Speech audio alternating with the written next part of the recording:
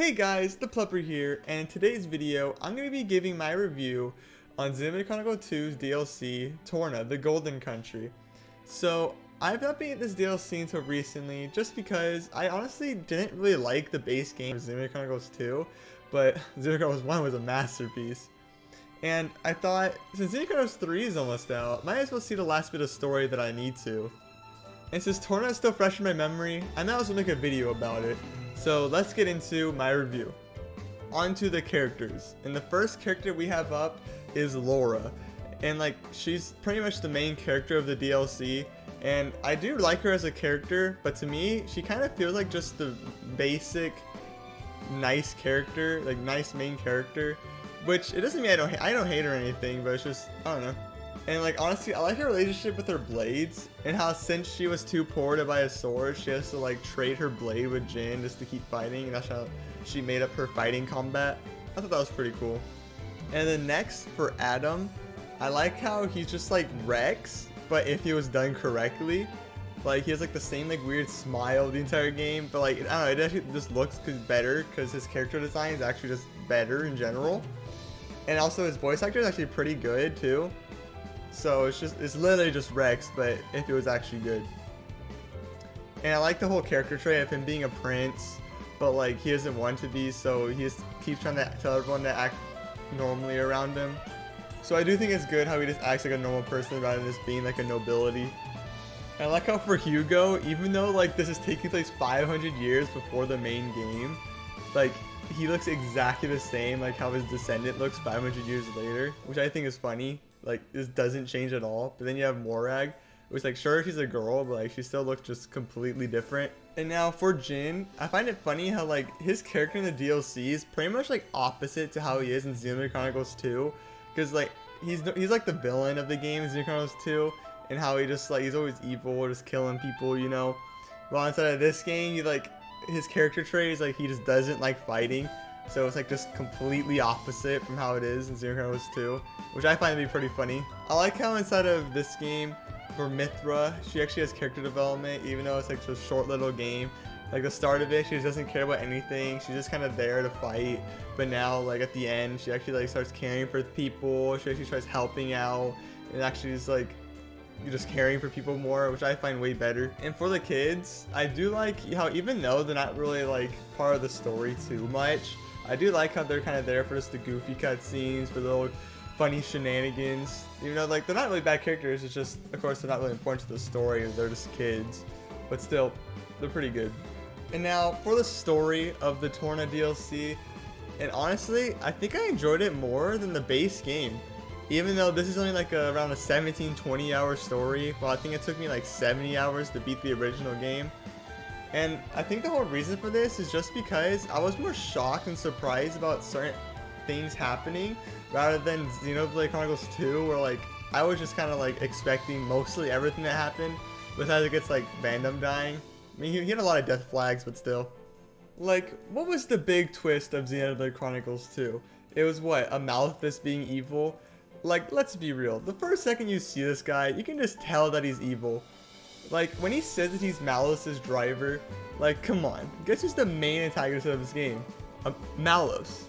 And his driver is a Malthus? You're telling me that guy would be good? There's no way that you would ever think that. This guy can wear a shirt just saying, I am evil, and Rex for some reason still won't take to the conclusion that this guy's evil.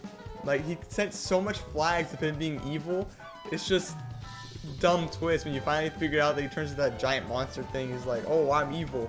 It's really? I think everyone knew that the first second we saw you. Okay, well, back to Torna.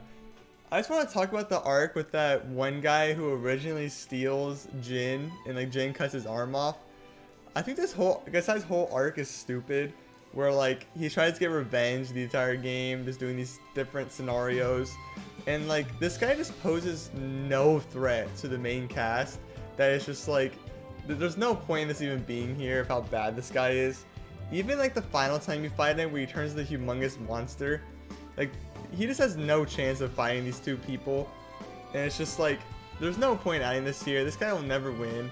And his whole reason, I guess it is a good reason to take revenge since he cut off his arm, but If you lose the first 2 times, of course you're just never gonna beat them, even if you're some humongous monster thing that some dude experimented you on.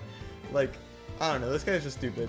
I feel like since they added it like after the game, I feel like they kind of like just forgot about it because it was how stupid it was, and they was like, oh right, this guy was trying to kill him, so we just gotta make big monster after they beat the game, and that's what happened. Basically, that's exactly how it went down. Talking about like kind of bad villains, I feel like inside of the DLC, Malos wasn't really that great of a villain. Like, he just lacked motivation completely. Like, honestly, the whole reason why he was doing any of this was just because he just felt like it. There was no reason for him to destroy the world, nothing at all. He just wanted to do it.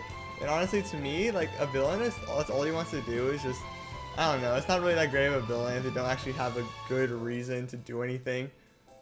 And like, he even tries to do some 1v9 against another person who also has an Aegis. So it's like, I don't know why he even thought he could like have a chance of winning. He was just too cocky, and he just wanted to kill Titans for no reason.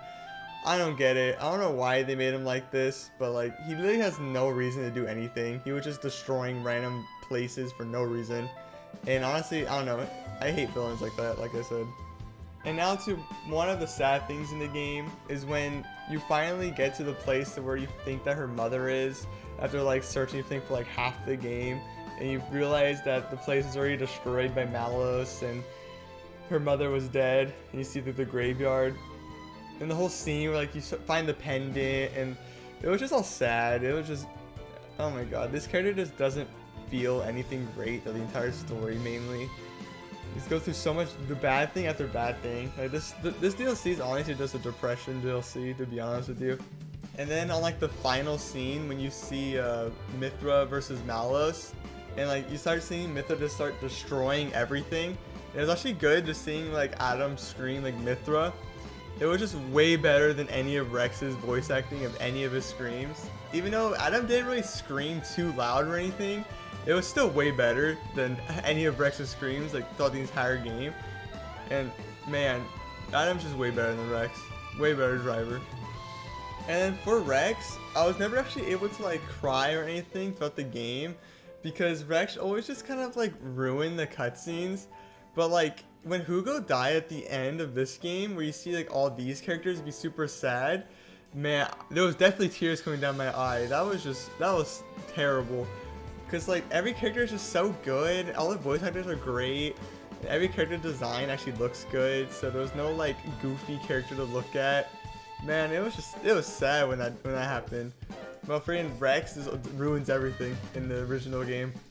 And then also seeing the kid die at the end of the game, like that was just completely shocking. I was not expecting that at all. But granted, I was also not expecting Hugo to die at all, but I mean like, he was just one of the main characters, so I guess like, maybe he had a chance, but I wasn't really expecting any of the kids to die. That was like completely a shock. Better than any shock I had inside of Xenoblade Chronicles 2, where you just see a Malthus being evil for no reason. And now finally, for the story, I liked how Adam actually had a clear motivation to stop Malos so he can protect Torna from getting exploded, while Rex just had no motivation besides freaking Pyra just saying, oh, I want to go to Elysium, can you take me? And that was just Rex's entire emotion.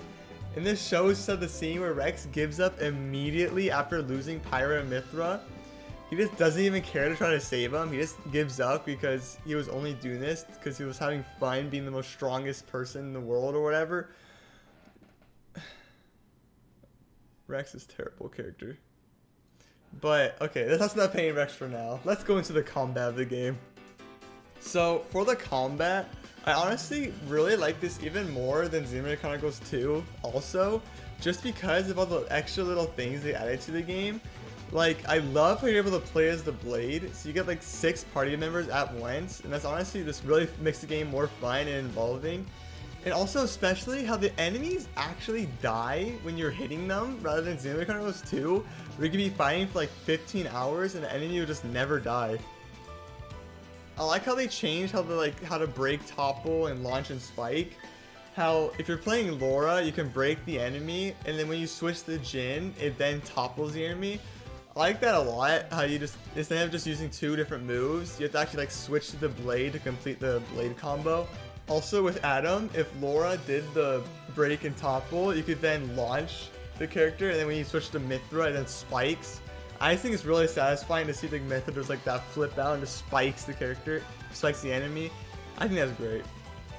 Also for the chain attacks, I really like how instead of having to do the full like 3 levels just to get 1 orb on the enemy, if you just use a level 1 super on the enemy, he instantly gets that orb around them, so you can pretty much easily just do like the full chain burst on the chain attack rather than having to wait like 10 years to set it up. I think it's a lot more fast paced, more fun. You got a lot more chances to use a full burst on the chain attacks. I think it's really great. But what I didn't like was how you had to have a water on the enemy just so you can continue the blade combo, because since you have 1 of each type besides 2 fires, so you need the fire to finally actually break the water to continue the cycle. Unless there was another way to do it, that was the only way I could figure out how to actually continue it. But other than that, I thought chain attacks were like really cool. You can just get a lot of orbs. And now onto what I think is honestly the worst part about this DLC is the side quest block. I hate how there's not 1 but 2 different instances in the story where you actually have to stop playing it just so you can do side quests to continue on. Like, it's not even just because you're under level or anything, it just actually stops you from playing the game. And I just don't like that at all, especially because how much they want you to do. You have to get the community level 4, which is honestly just takes a while. There's a lot of side quests. You even get over leveled in the main story with how much side quests they want you to do, which I don't even get that, but you know, it was just the worst part about this game. And also, like, when you fight Malice for the first time, that's when the first block is, before you fight him. And then right after you beat him, you have to do more side quests. Like, they're not even far apart, the 2 blocks. They're like right next to each other. Like, I feel like there could have been a 3rd one when you actually just fought the final boss. Ah! Wait! Before you defeat me, you have to do 50 more side quests.